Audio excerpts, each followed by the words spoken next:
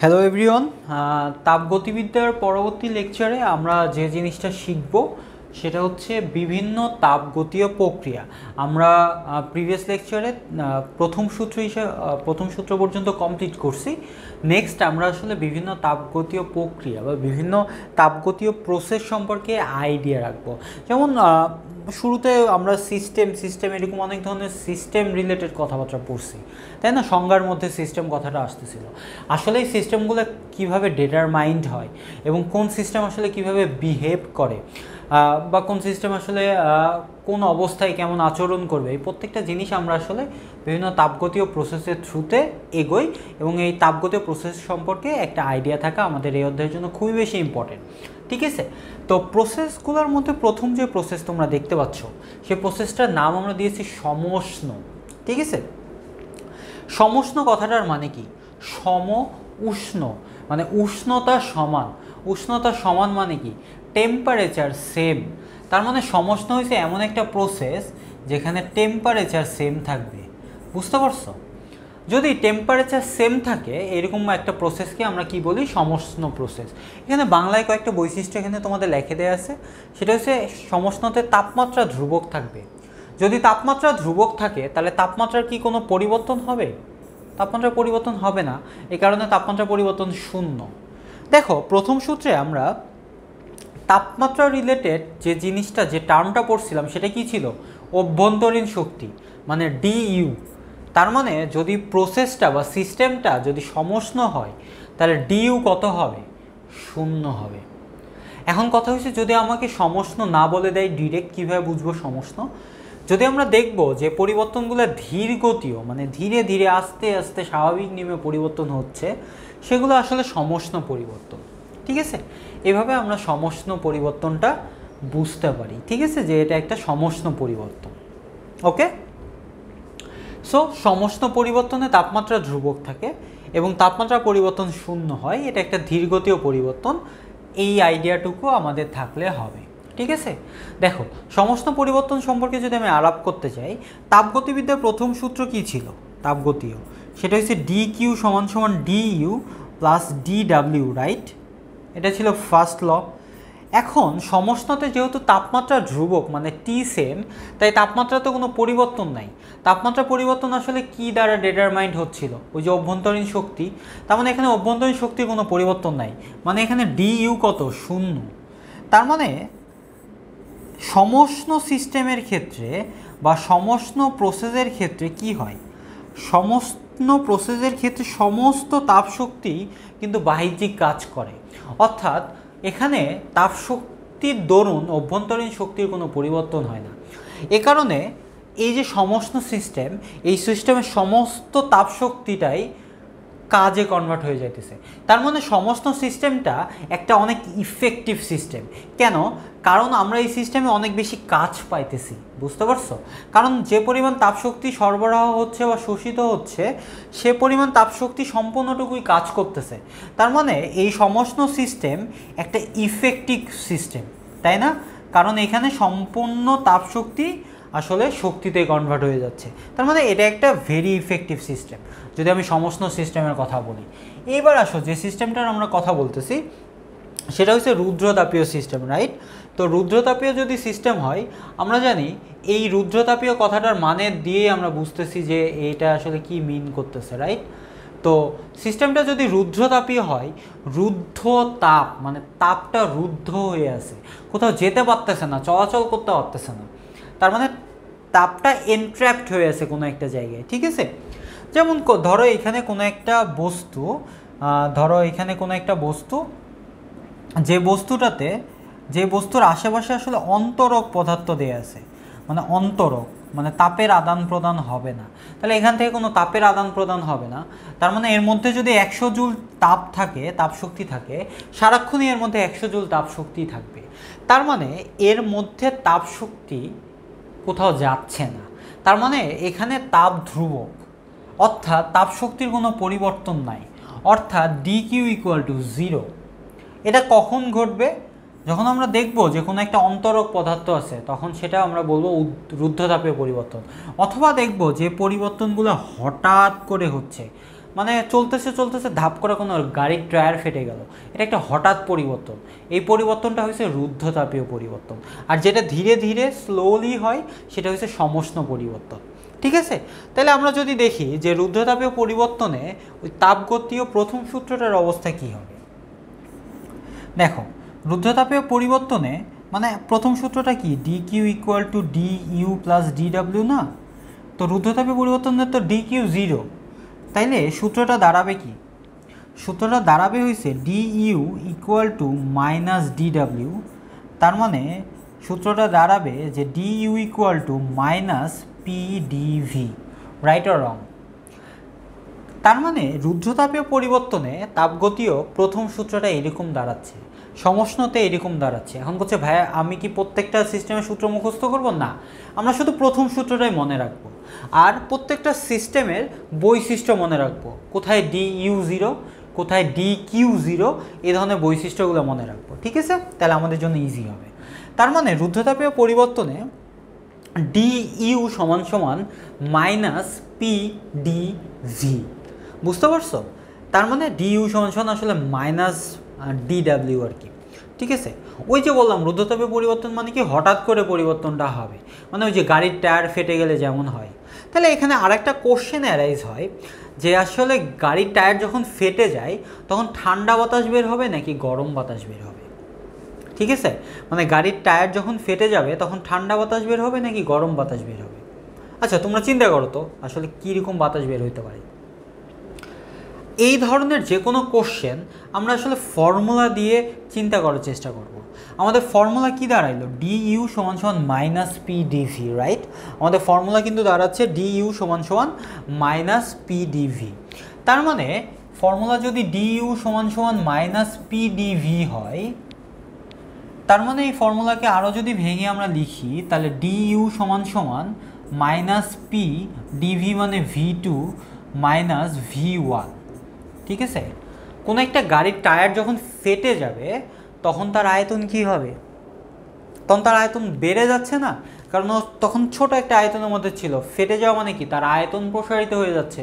তার মানে ডিভি কি, ডিভি কি বড়, ভি টু কি বড় আর ভি ওয়ান কি ছোট, কারণ টায়ার ফেটে যাওয়ার পরে যে আয়তন হচ্ছে সেই আয়তনটা তো বড় ওই গ্যাসের ক্ষেত্রে, আর আগে যে ছোট জায়গায় ছিল। তার মানে এই দুটার বিয়োগফল কি হবে? এই দুটার বিয়োগফল হবে পজিটিভ, তাই না? তার মানে এই যে পিডিভি এই পুরোটার মান কি হবে? পুরোটার মান হবে পজিটিভ, তাই না? তাহলে পুরোটার মান যদি পজিটিভ হয় তাহলে ডিইউ এর মান কি হবে? এখানে সামনে একটা মাইনাস চিহ্ন আছে না, তাহলে ডিইউ এর মান হচ্ছে নেগেটিভ হবে। ঠিক আছে, কেননা যে আয়তন বৃদ্ধি পাচ্ছে, গাড়ির টায়ার ফেটে যাওয়া মানে আয়তন বাড়া, আয়তন বাড়া মানে এই মানটা পজিটিভ, এই মানটা পজিটিভ মানে এই মানটা পজিটিভ। তার আগে যেহেতু মাইনাস আসছে তার মানে ডিইউ এর রেজাল্টটা কি? নেগেটিভ। তাহলে ডিইউ এর রেজাল্ট নেগেটিভ হওয়ার মানে কি? আমরা জানি টেম্পারেচার কমে যাওয়া।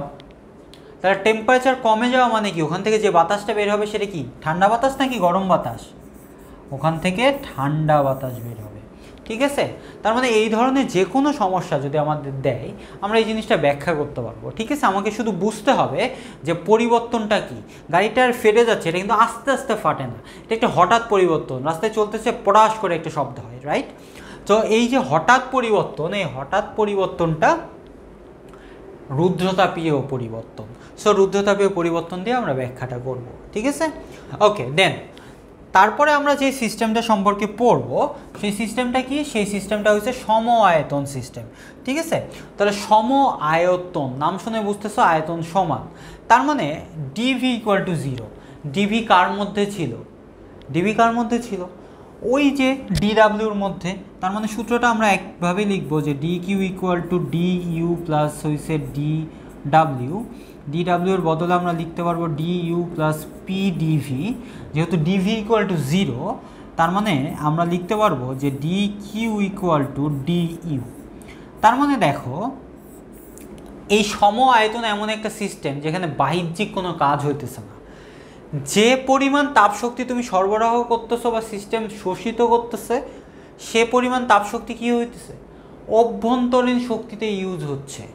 তার মানে এইখানে সম্পূর্ণ তাপশক্তি অভ্যন্তরীণ শক্তি ইউজে ব্যয় হয়। তার মানে এটা কাজের দিক দিয়ে কোনো ইফেক্টিভ সিস্টেম না, কারণ এখানে কোনো কাজই হইতেছে না।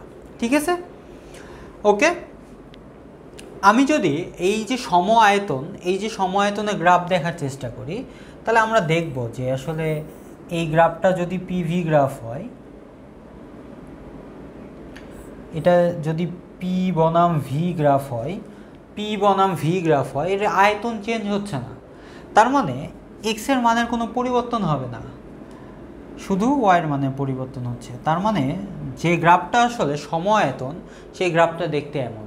তার মানে আয়তন কোনো এক সময় ধরো এইখানে 10 ছিল, ও সারাক্ষণ 10ই আছে। ঠিক আছে, তার মানে একটা সম আয়তন সিস্টেমের গ্রাফটা দেখতে এমন।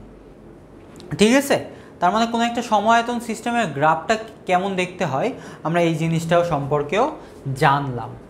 এইবার যে লাস্ট যে সিস্টেম, সেটাকে বলে সমচাপীয় সিস্টেম। সমচাপী সিস্টেম কি? চাপ ধ্রুবক আর চাপের পরিবর্তন শূন্য। চাপের পরিবর্তন শূন্য মানে কি? ডিপি ইকুয়াল টু শূন্য।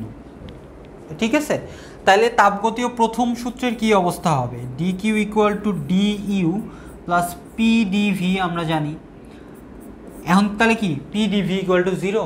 না, ডিপি মানে চাপের পরিবর্তন শূন্য। তার মানে চাপ শূন্য এমন না, চাপ আছে, চাপ ধ্রুবক। 10 থাকলে 10ই থাকবে সারাক্ষণ। তো কি হয়েছে? এখানে তো আমার সূত্রে পরিবর্তন নাই। তার মানে সূত্রটা যেমন আছে তেমনই থাকবে।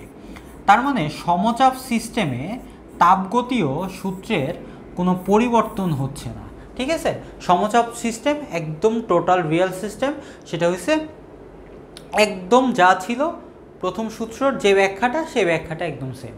ঠিক আছে, তার মানে সমচাপ সূত্রে কোনো কিছু জিরো না, কারণ চাপের পরিবর্তন নাই সূত্রের মধ্যে, শুধু চাপটা আছে। যেহেতু চাপ ধ্রুবক থাকলেও কোনো সমস্যা নেই। ওকে, এটা ছিল সমচাপ। সমচাপের যদি আমি গ্রাফ আঁকি, সমচাপের যদি আমি পি বনাম ভি গ্রাফ আঁকি, তাহলে এখানে কি চাপ সমান সব সময়।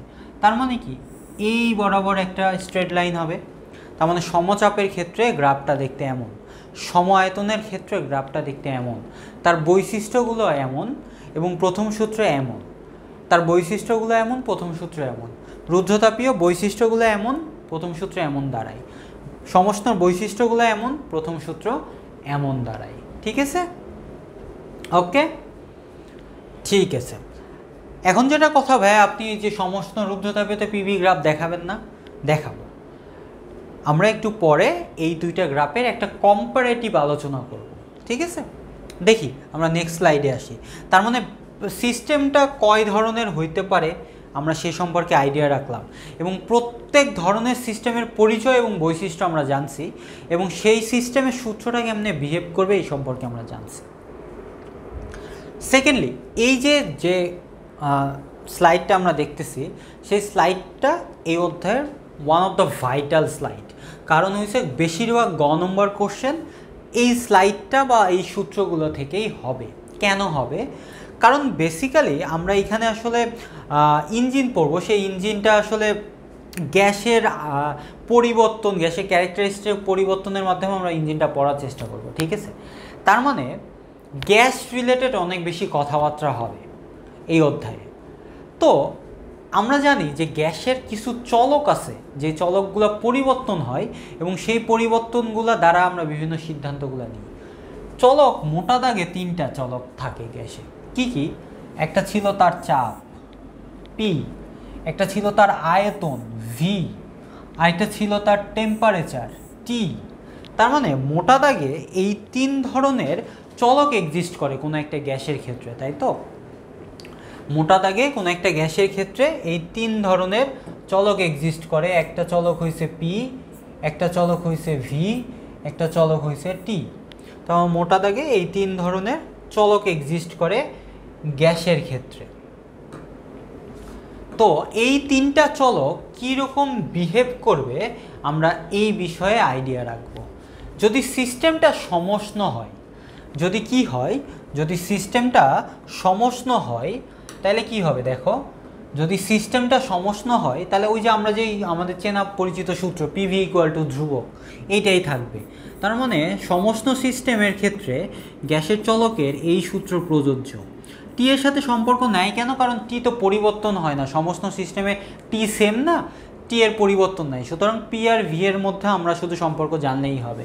তার মানে P one V one equal to P two V two, এই সম্পর্কটা আমরা তখনই ইউজ করতে পারবো এই অধ্যায়ে যখন আমরা দেখব যে ওই সিস্টেমটা একটা সমষ্ণ সিস্টেম বা ওই তাপগতীয় প্রসেস যেটা সম্পর্কে উদ্দীপকে বলা হচ্ছে সেটা আসলে সমষ্ণ, সেখানে তাপমাত্রার কোনো পরিবর্তন হচ্ছে না।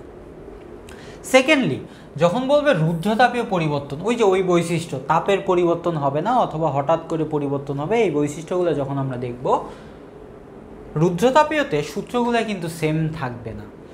রুদ্ধতাপীয়তে পিভির সূত্র হইছে পিভি গামা ইকুয়াল টু ধ্রুবক, গামা হইছে উপরে সূচক আকারে। তার মানে এই সূত্রটা এরকম দাঁড়াবে যে P one V one gamma equal to P two V two gamma. Gamma কী জিনিস এটা নিয়ে আমরা পড়ব, ঠিক আছে? তাইলে সেকেন্ড সূত্রটা দেখতে কেমন হবে? সেকেন্ড সূত্রটা হবে T one V one gamma minus one equal to T two V two gamma minus one. Third সূত্রটা দেখতে কেমন হবে? T one P one one minus gamma divided by gamma equal to T two P two one minus gamma divided by gamma. তার মানে রুদ্ধতাপীয়তে এই তিনটা সূত্র দেখতে এমন। তার মানে রুদ্ধতাপীয়তে চাপ এবং আয়তনের মধ্যে সম্পর্ক ওইটা যে চাপ ছিল 10 পরিবর্তন হয়েছে 20, তাহলে আয়তন কতখানি পরিবর্তন হবে, বা তাপমাত্রা ছিল এইটা, আয়তন এত ছিল, এখন তাপমাত্রা পরিবর্তন হওয়ার কারণে আয়তন কত হবে, বুঝতে পারছো? বা তাপমাত্রা এবং চাপ, তার মানে চাপ এবং আয়তন, তাপমাত্রা এবং আয়তন এবং চাপ আর হইছে তাপমাত্রা, যে কোনো তিনটা সূত্রে যে কোনো দুইটা চলকের মধ্যে সম্পর্ক এবং বাকি চলকটা ওই সূত্রে স্থির থাকবে। যেমন এই সূত্রে টেম্পারেচার স্থির, বা এই সূত্রে হইছে তোমার পি স্থির, এই সূত্রে তোমার হইছে ভি স্থির। তার মানে একটা স্থির থাকা অবস্থায় বাকি দুইটা চলকের মধ্যে সম্পর্ক হয়েছে এটা। আমরা এই অবধি, এর আগ অবধি আমরা P V T one by V one বা হচ্ছে T one by P one এই ধরনের জিনিসগুলা নিয়ে অঙ্ক করে আসছি, কিন্তু এইখানে আসলে আমরা সিস্টেমটা বুঝতে হবে যে এটা রুদ্ধতাপীয় নাকি সমষ্ণ, সেই সিস্টেম বুঝে তারপর সূত্র পিক করতে হবে। যদি সমষ্ণ হয় সমষ্ণ সূত্র, যদি রুদ্ধতাপীয় হয় রুদ্ধতাপীয় সূত্র, যদি সমষ্ণ হয় তুমি রুদ্ধতাপীয় সূত্র ইউজ করো, হবে না, বুঝতে পারছো? তার মানে আমাকে সিস্টেম বুঝতে হবে এবং সিস্টেম বুঝে সূত্রটা পিক করতে হবে। তার মানে এই যে এই পার্ট কোন অঙ্কে কাজে লাগাবো আমরা? যখন দেখব যে গ্যাসের ওই তিনটা চলক মানে চাপ, আয়তন এবং তাপমাত্রা, এই তিনটার মধ্যে কোনো কিছুর পরিবর্তন হইতেছে এবং পরিবর্তন হওয়ার কারণে ওরা অন্যটা পরিবর্তন হচ্ছে, এই ধরনের ম্যাথগুলো আমরা সলভ করবো এগুলোর মাধ্যমে। চিনতে হবে কি সিস্টেম কোনটা কি এবং সেই সিস্টেম অনুযায়ী আমরা সূত্রটা ফেলাবো, ঠিক আছে? চলো, আমরা বলছিলাম যে আমরা গামার পরিচয় সম্পর্কে জানবো, ঠিক আছে? আমরা বলছিলাম যে আমরা গামার পরিচয় সম্পর্কে জানবো। তো গামার আসলে পরিচয়টা কি? গামা তো একটা ধ্রুবক, বুঝতে পারছো? এটা হচ্ছে রুদ্ধতাপীয় ধ্রুবক বলা হয়। তো গামার পরিচয়টা হয়েছে, আগে আমরা লিখে নিই, গামার মান 1.67 হয়, গামার মান 1.40 হয়, গামার মান 1.33 হয়। কোনটার ক্ষেত্রে গামার মান কত? গামার মান যখন 1.67, এটা তখনই যখন এক পারমাণবিক কোনো গ্যাস থাকবে, এক পারমাণবিক গ্যাস। এক পারমাণবিক গ্যাসগুলো কোনটা? নিষ্ক্রিয় গ্যাসগুলো এক পারমাণবিক গ্যাস, যেমন হিলিয়াম, নিয়ন, এই গ্যাসগুলো কি এক পারমাণবিক গ্যাস। তো এক পারমাণবিক গ্যাসের ক্ষেত্রে গামার মান 1.67, আর দ্বিপারমাণবিক গ্যাসের ক্ষেত্রে গামার মান 1.4। দ্বিপারমাণবিক গ্যাস অনেক বেশি, আমরা জানি হাইড্রোজেন, নাইট্রোজেন, অক্সিজেন, এই গ্যাসগুলো হয়েছে দ্বিপারমাণবিক গ্যাস, ঠিক আছে? আর বহু পারমাণবিক গ্যাসের ক্ষেত্রে গামার মান হয়েছে 1.33। তার মানে এক পারমাণবিক গ্যাসের ক্ষেত্রে গামার মান 1.67, দ্বিপারমাণবিক গ্যাসের ক্ষেত্রে গামার মান 1.4 এবং বহু পারমাণবিক গ্যাসের ক্ষেত্রে গামার মান 1.33, রাইট? তার মানে গামার ভেরিয়াস মান এক্সিস্ট করে, সেটা কত পারমাণবিক গ্যাস সেটার উপর ডিপেন্ড করে। ওকে, এই মানগুলো আমাদের মনে রাখতে হবে, অঙ্ক অনুযায়ী আমার বুঝতে হবে যে এটা কোন গ্যাস এবং সেটা কত পারমাণবিক গ্যাস, সে অনুযায়ী আমরা হচ্ছে এই গামার মানগুলো ওখানে ইনপুট দিব। গামার আরও একটা পরিচয় আছে, যেমন ধরো গামাকে আমরা রিপ্রেজেন্ট করতে পারি CP/CV দ্বারা। ওকে, এইটা একটা রিপ্রেজেন্টেশন গামার। এখন কথা হয়েছে ভাই আমি তো সিপি আর সিভি কি এটাই তো জানি না। ওকে, আচ্ছা, তাহলে আমার জানতে হবে যে সিপি আর সিভি কি, রাইট? সিপিকে বলে স্থির চাপে গ্যাসের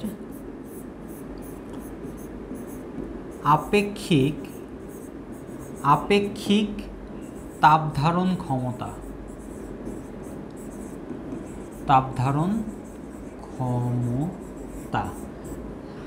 তার মানে সিপি বলতে বোঝায় স্থির চাপে কোনো একটা গ্যাসের আপেক্ষিক তাপ ধারণ ক্ষমতাকে আমরা হইছে সিপি বলি। ঠিক তেমনিভাবে তাহলে সিভি কি হবে?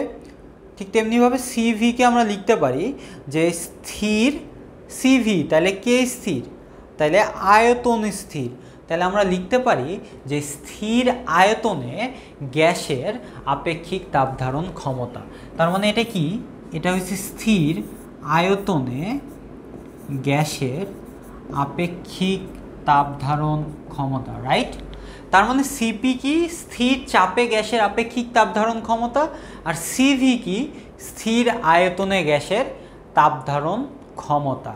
ঠিক আছে, এই দুইটা পরিচয়, এই দুটাকে আমি যদি ভাগ করি তাহলে সেটা দ্বারা গামা পাওয়া যায়। এটা সূত্র যদি আমি বলি সিপি আর সিভি জিনিসটা কি? সিপি সমান সমান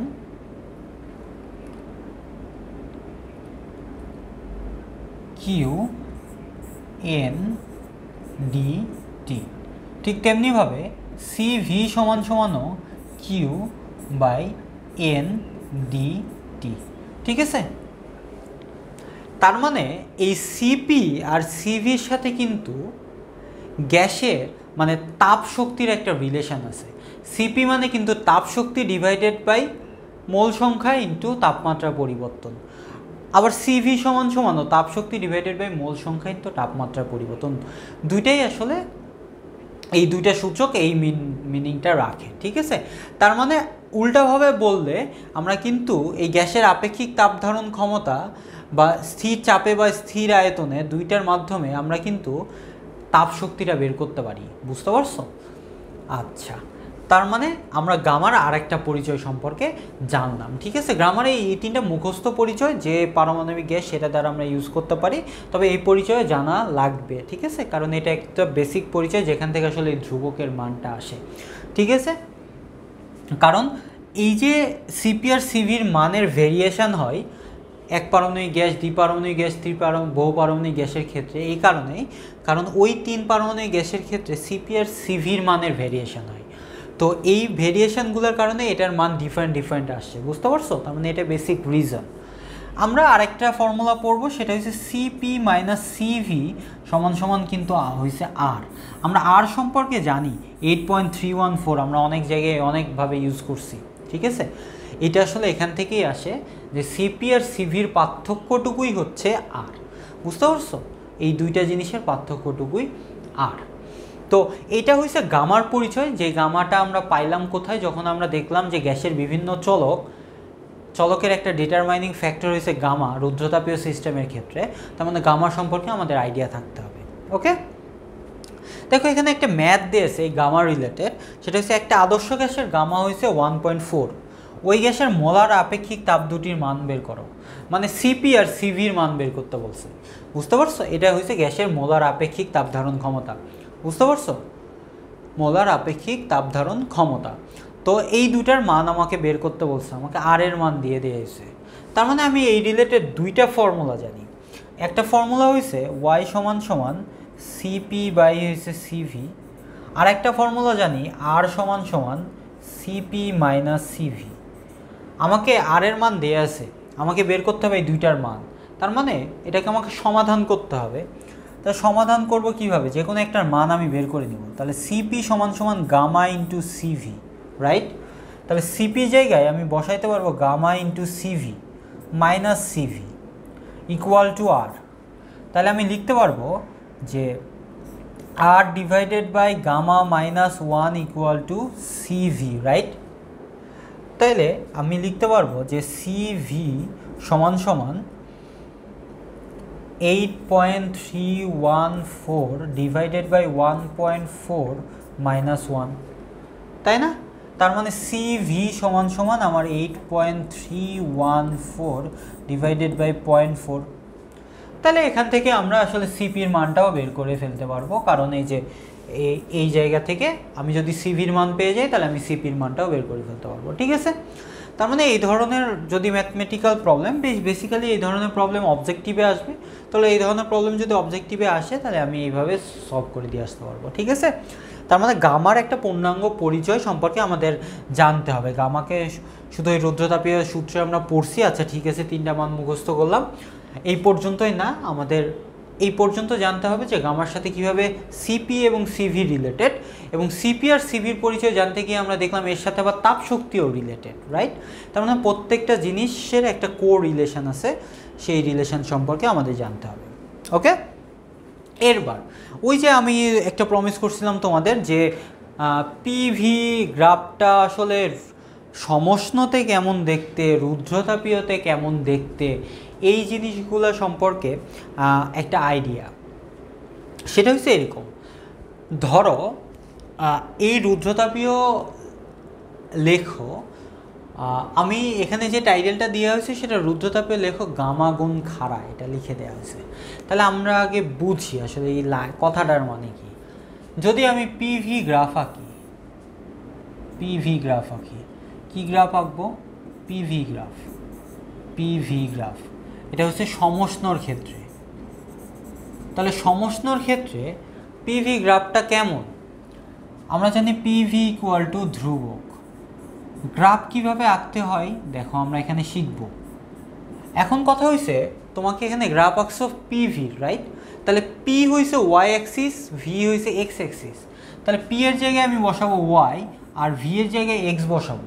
ইকুয়াল টু যদি ধ্রুবক হয় তাহলে জিনিসটা দেখতে কেমন হবে? এক্স ওয়াই ইকুয়াল টু কে।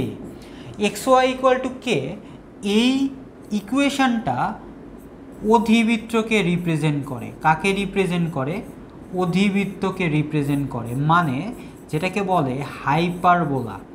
তার মানে পিভির গ্রাফটা হবে হাইপারবোলিক গ্রাফ, মানে অধিবৃত্তাকার গ্রাফ হবে পিভির গ্রাফটা। বুঝতে পারছি? তার মানে আমরা আসলে ইকুয়েশন দেখে বুঝতে পারি আসলে গ্রাফটা কেমন হবে। এটা যেহেতু একটা অধিবৃত্তের ইকুয়েশন, তার মানে আমরা বলতে পারি যে গ্রাফটা হবে অধিবৃত্তাকার, ঠিক আছে? তাহলে রুদ্রতাপীয়, রুদ্রতাপীয়তে গ্রাফ কেমন হবে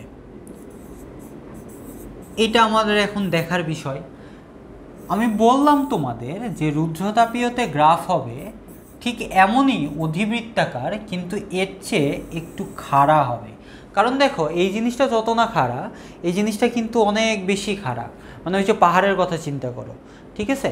যে পাহাড়টা একদম এরকম থাকে সে পাহাড়টা অনেক বেশি খাড়া, কিন্তু এইভাবে থাকে আমাদের কিছুটা সমতল মনে হয়, কিছুটা উঁচু মনে হয়। বুঝতে পারছো? তার মানে এই সমষ্ণ লেখো যা, রুদ্রতাপীয় লেখো যা, ক্যারেক্টারিস্টিক সেম, দুইটাই হাইপারবোলা, কিন্তু এই হাইপারবোলা হচ্ছে এই হাইপারবোলা বেশি খাড়া। তার মানে রুদ্রতাপীয় লেখো সমষ্ণ লেখো থেকে গামা গুণ খাড়া, মানে খাড়া এইটুকু বুঝলাম, এই গামা গুণ খাড়া এইটুকু কীভাবে বুঝবো, ঠিক আছে? ওকে, এটা আমরা দেখব যে রুদ্রতাপীয় গ্রাফ কিভাবে গামা গুণ খাড়া। ওকে, এই প্রমাণটা আমরা আজকে দেখব। এখন রুদ্রতাপীয়তে ইকুয়েশনটা কি? ইকুয়েশনটা হয়েছে P V gamma equal to ধ্রুবক, তাই তো? এটা তো রুদ্রতাপীয় ইকুয়েশনটা। তাইলে এইটাকে আমাকে তো গ্রাফ আঁকতে হবে, মানে ঢাল বের করতে হবে আর কি, বুঝতে পারছো?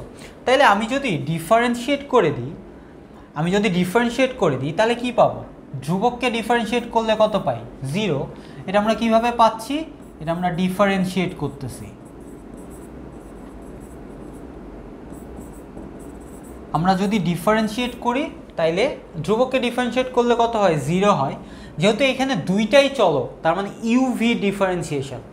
ধরে নিলাম প্রথমে হয়েছে পি স্থির, তাহলে একে ডিফারেন্সিয়েট করলে কত হবে? গামা ভি গামা -1 প্লাস, তারপরে ধরে নিলাম ভি স্থির, তাহলে ভি গামা ইন্টু পিকে ডিফারেন্সিয়েট করলে কত হবে? যেহেতু সরি, এখানে একটু ভুল হয়েছে আমাদের, আমরা আবার করি এই জায়গাটা। সেটা হচ্ছে দেখো, প্রথমটা কি? প্রথমটা হয়েছে আমরা পি স্থির ধরে নিলাম, তাহলে পি যদি স্থির ধরে নিই তাহলে ডিফারেন্সিয়েট করলে কি হবে? Gamma V gamma -1, right? Gamma V gamma -1 into D V. এবং পরে যখন আমরা পিকে ভি এটাকে স্থির ধরবো তখন আমাকে ডিফারেন্সিয়েট করতে হবে কি? পি এ ডিফারেন্সিয়েট করতে হবে। তাহলে পিকে ডিফারেন্সিয়েট করলে কত হয়? 1 ইন্টু ডিপি, তার মানে শুধু থাকলো ডিপি। ঠিক আছে, এখন আমরা কি করব? এই জিনিসটাকে ওপাশে পার করে দিই, তাহলে V gamma into DP divided by equal to minus P into gamma into V gamma -1 into D V, right? এখন দেখো এই যে গ্রাফের ঢাল মানে কি? ওয়াইয়ের পরিবর্তন ডিভাইডেড বাই এক্সের পরিবর্তন, ওয়াই হয়েছে ডিপি। তার মানে আমাকে কি করতে হবে?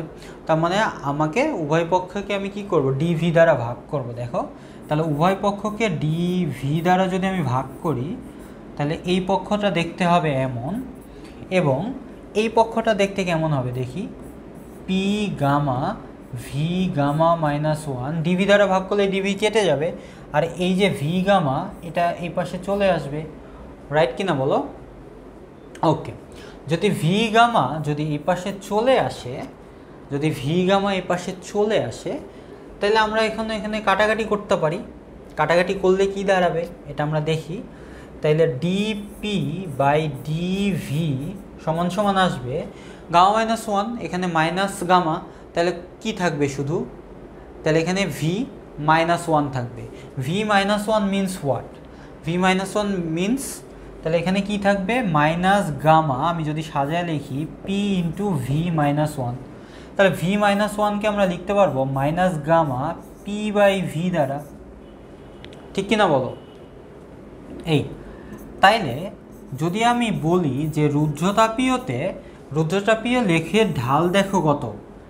পি বাই ভি এর মাইনাস গামা গুণ, তাহলে রুদ্রতাপীয় লেখের ঢাল কত হচ্ছে দেখো তো? রুদ্রতাপীয় লেখের ঢাল হচ্ছে, আমরা দেখলাম যে পি বাই ভি এর মাইনাস গামা গুণ রুদ্রতাপীয় লেখের যে ঢালটা আমরা পাচ্ছি,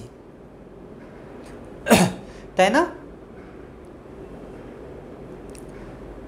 ওকে, তাইলে পি বাই ভি এর মাইনাস গামা গুণ আমরা দেখলাম রুদ্রতাপীয়র ঢালটা। এইবার যদি আমাদের এখানে প্রমাণ করার কথা ছিল যে রুদ্রতাপীয় লেখ গামা গুণ খাড়া কার থেকে? সমষ্ণ লেখর থেকে। কারণ এই যে সমষ্ণ আঁকলাম তার চেয়ে আমি এই যে এটাকে খাড়া করে দিছি, এটার রিজন কি আমরা এটা বুঝতে হবে। তার মানে রুদ্রতাপীয় ঢাল হয়েছে এটা মনে রাখো। তারপরে যদি আমি সমষ্ণ ঢাল আঁকতে চাই, সমষ্ণর ক্ষেত্রে সূত্রটা কি? পিভি ইকুয়াল টু কে। তাহলে সমষ্ণর ক্ষেত্রে যদি ডিফারেন্সিয়েট করি কত হবে?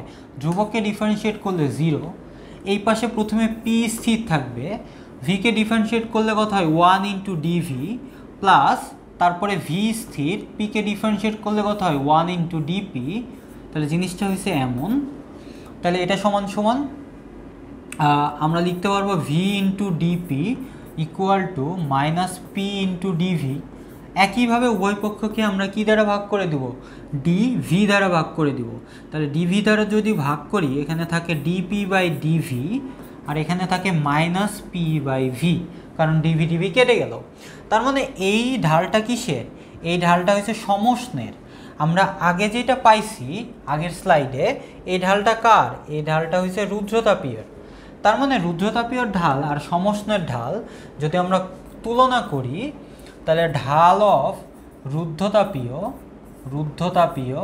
ডিভাইডেড বাই ঢাল অফ সমষ্ণ, তাহলে আমরা দেখতে পাবো যে রুদ্রতাপীয় ঢাল ছিল minus gamma P by V, আর এইখানে ঢালটা হয়েছে minus P by V.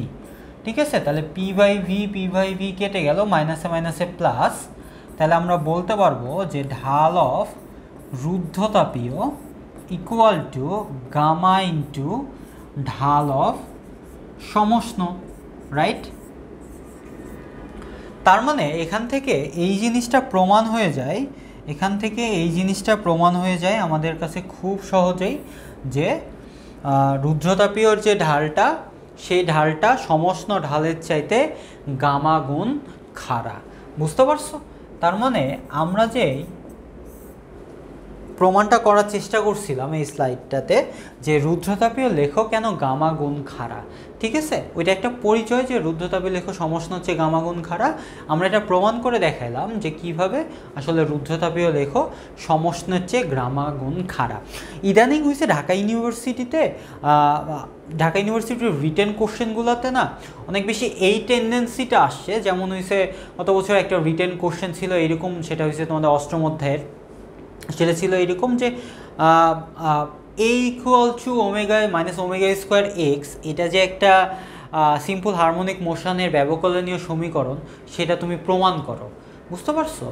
So মানে ওই রিলেটেড কোশ্চেনগুলো যেখান থেকে অনুসিদ্ধান্তগুলো নিয়ে আমরা পড়ি বা আলোচনা করি, সেই অনুসিদ্ধান্তগুলো যেগুলো ছোট ছোট অনেক সহজে প্রমাণ করা যায়, সেই প্রমাণগুলোও ইদানিং আসতেছে, রাইট? আমরা দেখতেছি যে এই প্রমাণগুলো আসতেছে ঢাকা ইউনিভার্সিটির রিটেনগুলোতে।